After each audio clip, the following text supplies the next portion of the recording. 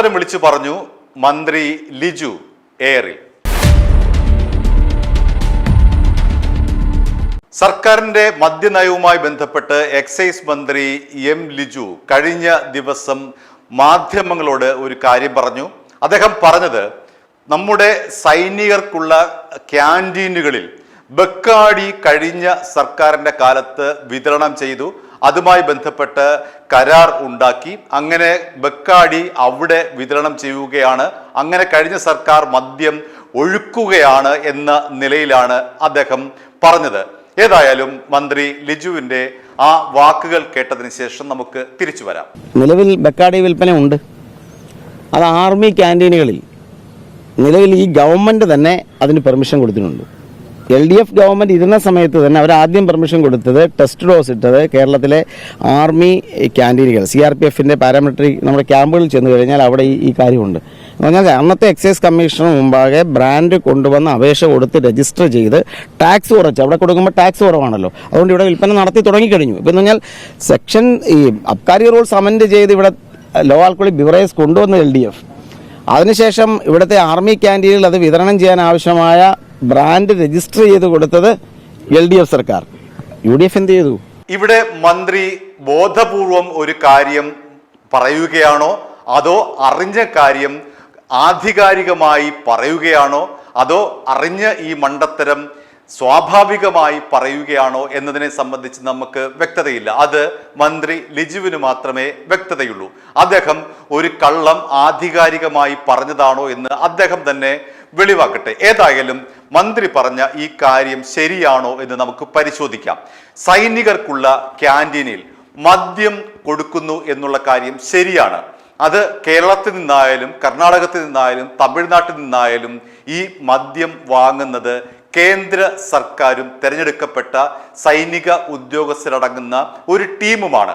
അങ്ങനെ ഇവരാണ് ഈ പറയുന്ന സൈനിക സ്റ്റോഴ്സിലേക്ക് വേണ്ട സാധനങ്ങൾ പർച്ചേസ് ചെയ്യുന്നത്.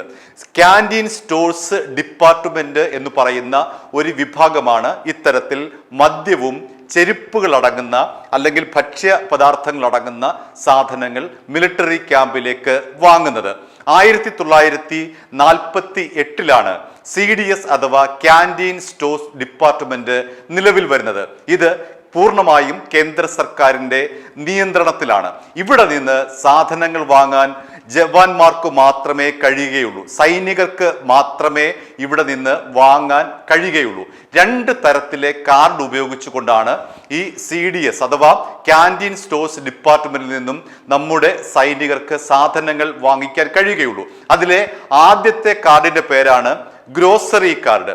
ആ കാർഡ് ഉപയോഗിച്ചുകൊണ്ട് അവിടെ നിന്നും പട്ടാളക്കാർക്ക്, സൈനികർക്ക് അരി മേടിക്കാം, ഗോതമ്പ് വാങ്ങിക്കാം, ചെരുപ്പ് മേടിക്കാം, വസ്ത്രം മേടിക്കാം, ഇനി ഇലക്ട്രിക് ഉപകരണങ്ങളാണെങ്കിൽ അത് വാങ്ങിക്കാം, ഫ്രിഡ്ജ് എങ്കിൽ ഫ്രിഡ്ജ്, AC എങ്കിൽ AC, അങ്ങനെ ഉള്ള എല്ലാ സംവിധാനങ്ങളും ഈ ഗ്രോസറി കാർഡ് ഉപയോഗിച്ചാണ് വാങ്ങിക്കാൻ കഴിയുന്നത്.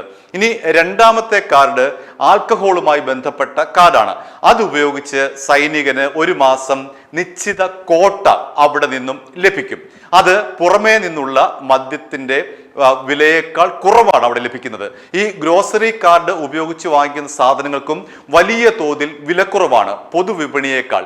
എന്തുകൊണ്ടാണ് ഈ CDS അഥവാ സൈനിക ക്യാമ്പുകളിലെ ഇത്തരം സ്റ്റോറുകളിൽ നിന്നും ഇത്രമാത്രം വില കുറവ് ഉണ്ടായത് എന്ന് ചോദിച്ചു കഴിഞ്ഞാൽ അവിടെ GST 50% കേന്ദ്ര സർക്കാർ കുറച്ച് നൽകിയിട്ടുണ്ട്. അതായത് നമ്മുടെ സൈനികർക്ക് അവരുടെ സാധനങ്ങൾ, നിത്യോപയോഗ സാധനങ്ങൾ വാങ്ങാനും മദ്യം വാങ്ങാനും നികുതി GST നികുതി 50% കുറച്ചിട്ടുണ്ട്. അതാണ് അവിടുത്തെ ക്യാൻറ്റീൻ സ്റ്റോഴ്സ് ഡിപ്പാർട്ട്മെന്റിൽ നിന്നും നമ്മുടെ സൈനികർക്ക് വില കുറച്ച രീതിയിൽ വീട്ടുപകരണങ്ങൾ വാങ്ങിക്കാനും വീട്ടു സാധനങ്ങൾ വാങ്ങാനും മദ്യം വാങ്ങാനും ഇടയാക്കുന്നത്. അവിടെ വലിയ വിലക്കുറവാണ് ലഭിക്കുന്നത്.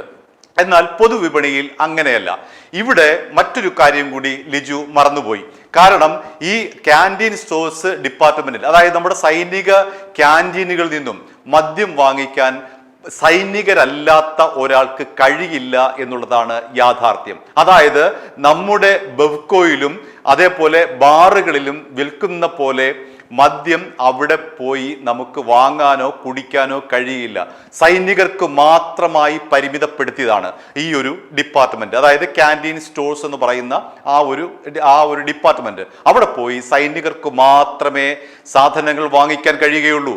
ലിജു പറയുന്നത് ബെക്കാടി അവിടെ കൊടുത്തിട്ടുണ്ട്, അതുകൊണ്ട് അവിടെ ഒഴുകുകയാണ്, ബെക്കാടി കേരളം മുഴുവൻ ഒഴുകുകയാണ്. യഥാർത്ഥത്തിൽ ലിജു പറഞ്ഞത് ആന മണ്ടത്തരമാണ്.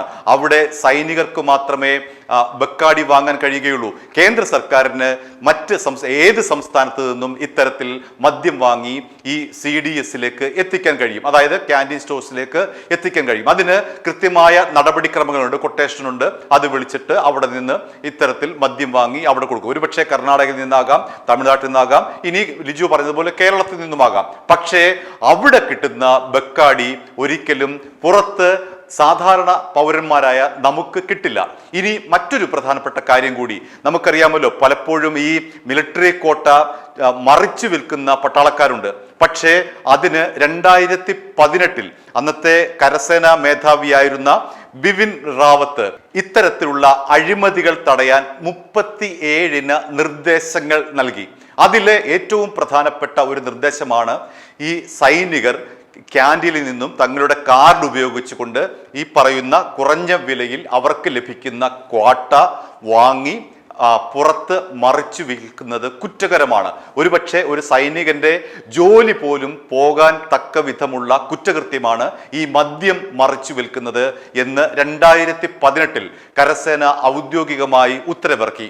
അതോടുകൂടി സൈനികർക്ക് ഈ പറയുന്ന തങ്ങൾക്ക് ലഭിക്കുന്ന കോട്ട പുറത്ത് വിൽക്കാനോ കൂട്ടുകാർക്ക് വിൽക്കാനോ അല്ലെങ്കിൽ നാട്ടുകാർക്ക് വിൽക്കാനോ ഒന്നും തന്നെ കഴിയുകയില്ല. ആ കോട്ട അവർക്ക് മാത്രമേ ഉപയോഗിക്കാൻ കഴിയുകയുള്ളൂ.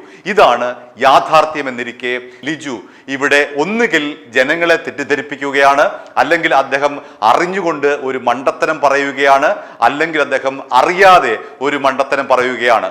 ഒരു കാരണവശാലും ക്യാൻറ്റീനിൽ കിട്ടുന്ന മിലിറ്ററി ക്യാൻറ്റീനിൽ കിട്ടുന്ന ബെക്കാടി, ആ ബെക്കാടി എന്ന് പറയുന്നത് കേരളത്തിലെ എന്നല്ല ഇന്ത്യയിലെ സൈനികരല്ലാത്ത ഒരു പൗരനും ലഭിക്കില്ല എന്നുള്ളതാണ് യാഥാർത്ഥ്യം. ടാക്സ് കുറഞ്ഞാണ് അവിടെ വിൽക്കുന്നത്, വളരെ കുറച്ചാണ് വിൽക്കുന്നത്. GST 50% കുറവുണ്ട്. അതുകൊണ്ടാണ് ബെക്കാടി അടക്കമുള്ള മദ്യങ്ങൾക്ക് മിലിറ്ററി ക്യാൻറ്റീനിൽ വില കുറവുണ്ടാകുന്നത്. ആ മദ്യം എടുത്ത് പൊതുവിപണിയിലേക്ക് വിൽക്കാൻ കഴിയില്ല. അതുകൊണ്ട് ലിജു പറഞ്ഞത് ആന മണ്ടത്തരമാണ്, ശുദ്ധ പൊട്ടത്തരമാണ്. ഇനിയെങ്കിലും ലിജു കാര്യങ്ങൾ മനസ്സിലാക്കി പഠിച്ച് പറയൂ. i2i News, an eye for truth.